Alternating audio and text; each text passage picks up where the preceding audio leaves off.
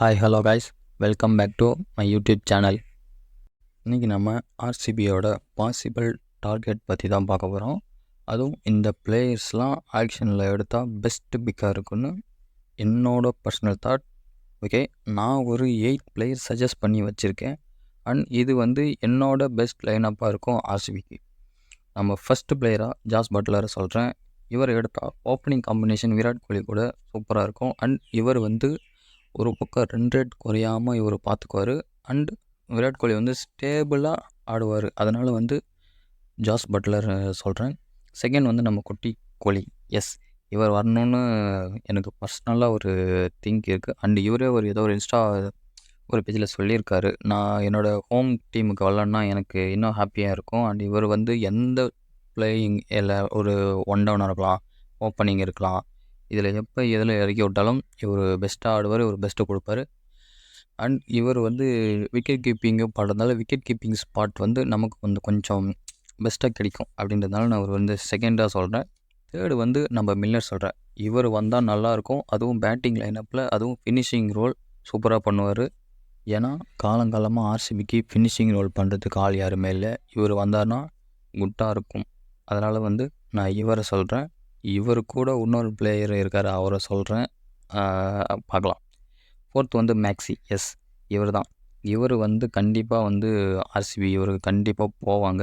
இவரோட காம்பினேஷன் நமக்கு தேவை. ஏன்னா பவுலிங்லேயும் சரி, ஃபீல்டிங்லேயும் சரி, பேட்டிங்லேயும் சரி 3 டைமென்ஷன் பிளேயராக இருக்கார். அண்ட் நான் இன்னொரு பிளேயர் சொல்கிறேன்னு சொன்னேன்ல, 2014 பஞ்சாப்காக இவங்க மில்லரும் மேக்ஸ்வெல்லும் இவங்க 2 பேரும் மட்டும்தான் சோலோவாக வின் பண்ணி கொடுத்து ஃபைனல்ஸ் வரைக்கும் போனாங்க. அதனால் இவங்க 2 பேரும் கண்டிப்பாக வேணும். ஃபிஃப்த்து வந்து ட்ரெண்ட் போல்ட்.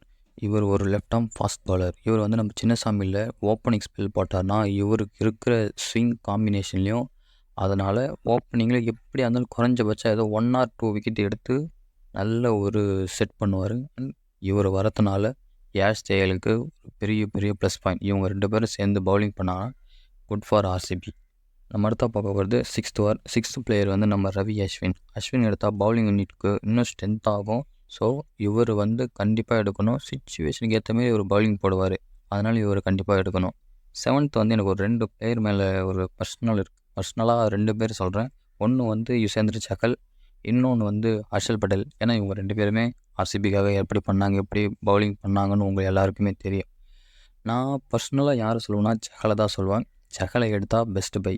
ஏன் நான் சஹலும் அஸ்வினும் சொல்கிறேன்னா, சஹலுக்கும் அஸ்வினுக்கும் ராஜஸ்தானால் ஆர்டிஎம் போட முடியாது. அதனால் சொல்கிறேன். 8th வந்து நம்ம சிராஜ்.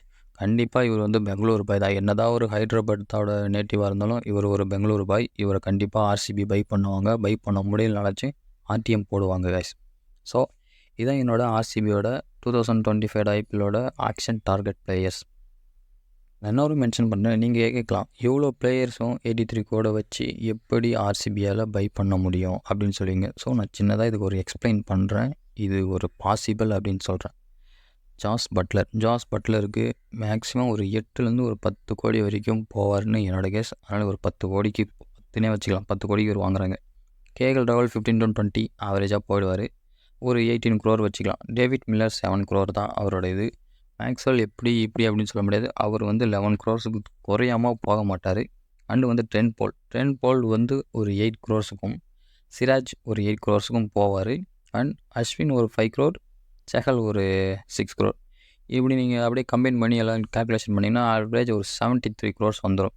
இதிலே நம்ம ஆர்சிபியோட பிளேயிங் லெவன் செட் ஆகிடும். மீதி இருக்கிற 10 crores வச்சு அங்கங்கே இருக்கிற ஓட்ட உடைச்சல், இவங்களுக்கு பேக்கப் ஆன பிளேயர்ஸ், இவங்க எல்லாரையும் எடுக்கலாம். அதனால் பாசிபிள் தான் என்னை பொறுத்த வரைக்கும். எஸ், நான் இப்போ எடுக்கிற பிளேயர்ஸும் ஆல்ரெடி ரீட்டைன் பிளேயர்ஸ் வச்சு நான் ஒரு பிளேயிங் லெவன் உங்களுக்கு இமேஜ் ஷோ பண்ணுறேன் பாருங்கள். இது எப்படி நீங்கள் பாருங்கள், இது பெஸ்ட்டாக இருக்கும். குட் ஃபார் பேட்டிங், பவுலிங் எல்லாத்துக்குமே செட் ஆகும். அதனால் நான் வந்து இந்த டீமை கன்ஃபார்மாக ப்ரிஃபர் பண்ணுறேன். ஓகே கைஸ், என்னோடய டார்கெட் பிளேயர்ஸ் பிடிச்சிருக்குன்னு நம்புகிறேன். ஸோ இந்த வீடியோவை உங்கள் ஃப்ரெண்ட்ஸுக்கு ஷேர் பண்ணுங்கள். அண்ட் என் சேனலோட க்ரோத்துக்கு இது ஹெல்ப்பாக இருக்கும். என் சேனலோட க்ரோவுக்கு ஹெல்ப் பண்ணுங்கள். ஓகே, என்னோடய வீடியோ பிடிச்சிருந்தால் லைக் பண்ணுங்கள், ஷேர் பண்ணுங்கள், சப்ஸ்கிரைப் பண்ணுங்கள். தேங்க்ஸ் ஃபார் வாட்சிங்.